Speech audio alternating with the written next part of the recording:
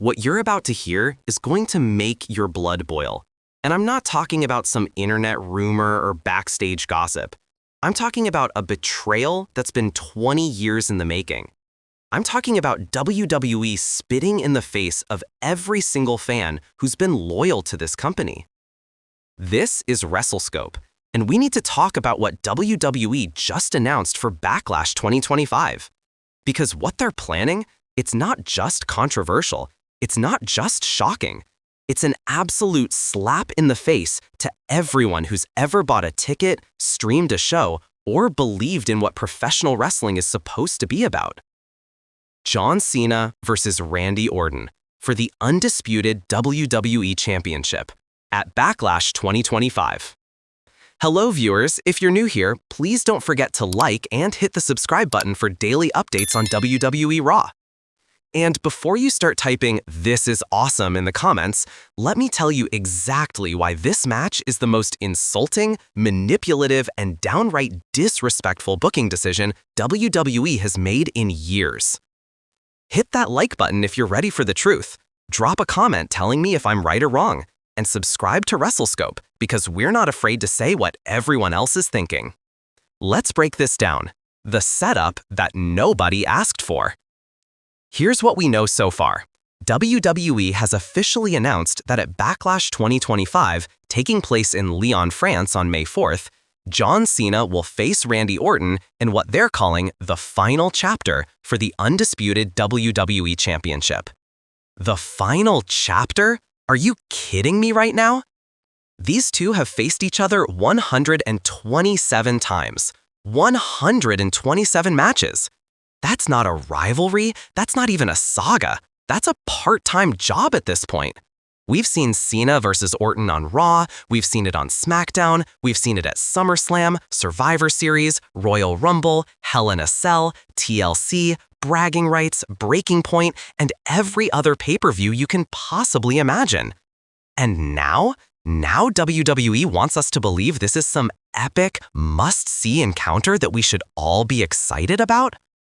Let me ask you something. When was the last time you woke up in the morning and thought, you know what wrestling needs right now? Another Cena versus Orton match. I'll wait, because I guarantee nobody has said that in the last 5 years.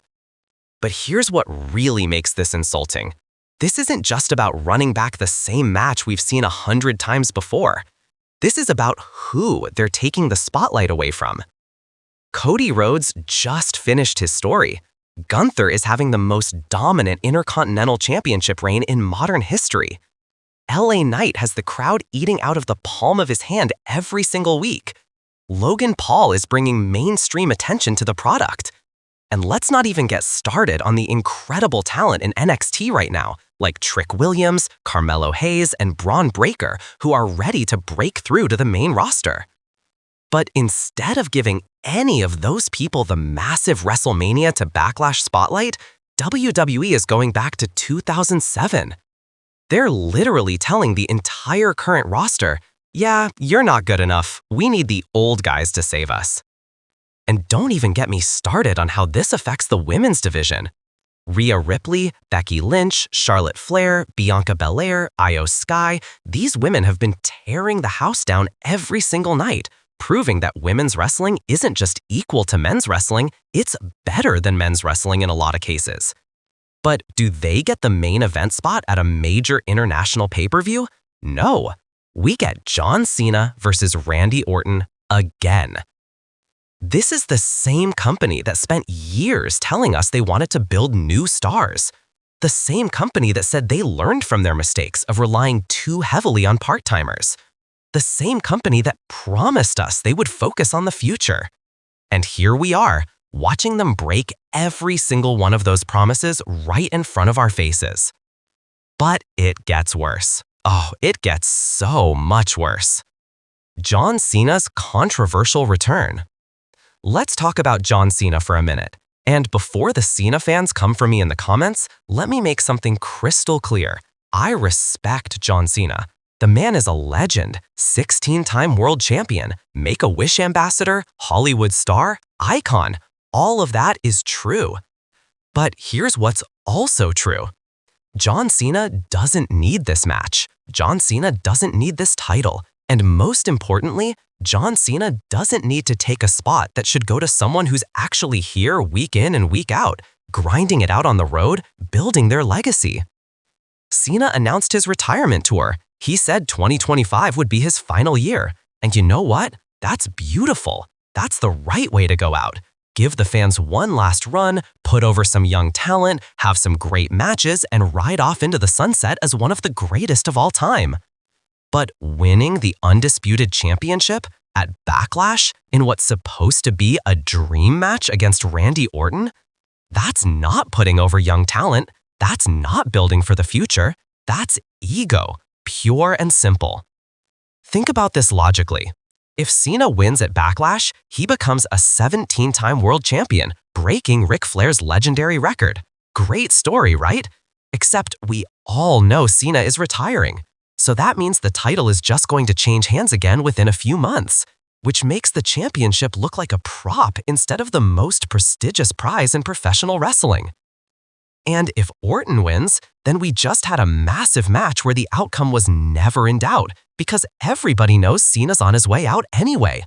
There's no stakes, there's no tension, it's just two old friends having another match for nostalgia's sake.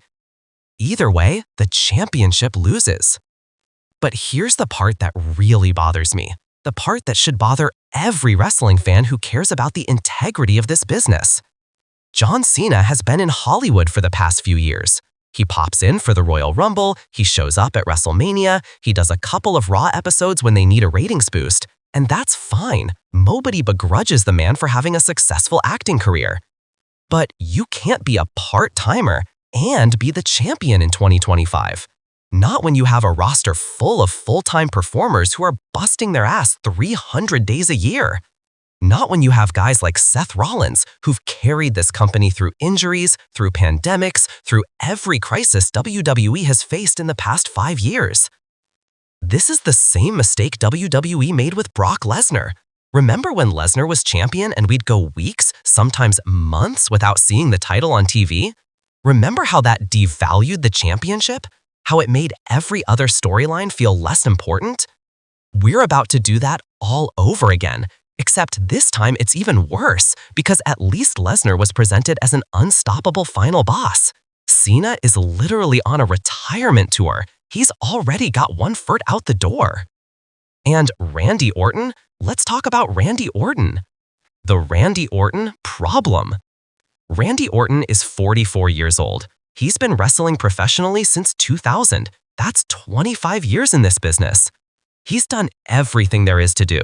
14-time world champion, legend killer, the Viper, RKO out of nowhere. He's a Hall of Famer whether he's officially inducted yet or not. But here's my question. What does Randy Orton gain from this match?